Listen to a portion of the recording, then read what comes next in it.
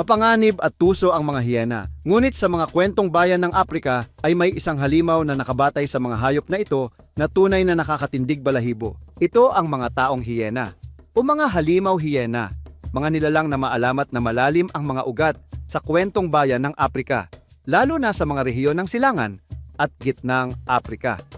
Maaaring ihambing ang mga nilalang na ito sa mga taong lobo sa tradisyong Europeo. Ngunit taglay nila ang natatanging mga katangiang nagbubukod sa kanila.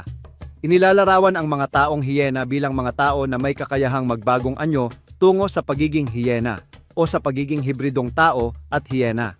Maaaring maganap ang pagbabagong anyo sa iba't ibang paraan sa pamamagitan ng mga orasyon, mga ritual na mahika, o bilang bunga ng isang sumpa.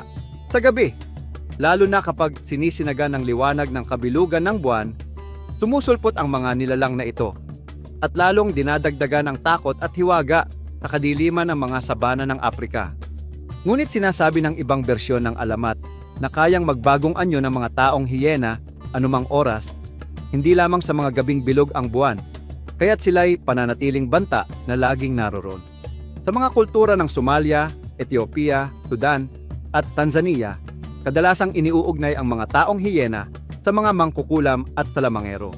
Sa Somalia, nagsasalaysay ang mga alamat tungkol sa mga mangkukulam na tinatawag na Kori Ismaris na kayang maging hiyena sa gabi.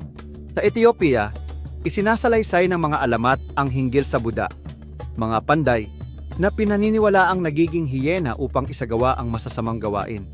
Pinapaliyab ng mga kwentong ito ang takot at kawalan ng tiwala sa loob ng mga pamayanan at ginagawang mga sagisag ng pagtataksil at hilakbot ang mga taong hiyena. Ngunit ayon sa iba pang mga mito, maaari ring magbagong anyo ang isang malisyosong hiyena tungo sa pagiging tao upang makamit ang kanyang masasamang layunin.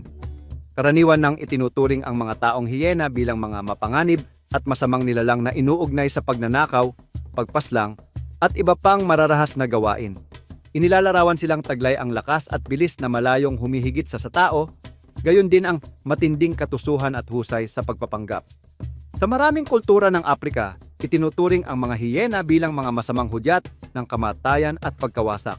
Ang ganitong negatibong xiangjeng ay umaabot din sa mga alamat hinggil sa mga taong hiyena na sumasangkot sa mga temang pagtataksil, hilakbot, at ang manipis na guhit sa pagitan ng tao at hayop.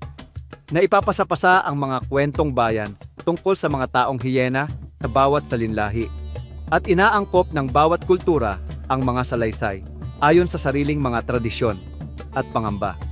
Nagsisilbi ang mga alamat na ito bilang mga babala at paliwanag sa mga hindi maipaliwanag na pangyayaring nagaganap sa gabi, pinananatiling buhay ang mga takot ng mga ninuno at pinauusbong ang paggalang sa mga di kilalang puwersang maaaring nagkukubli sa mga anino.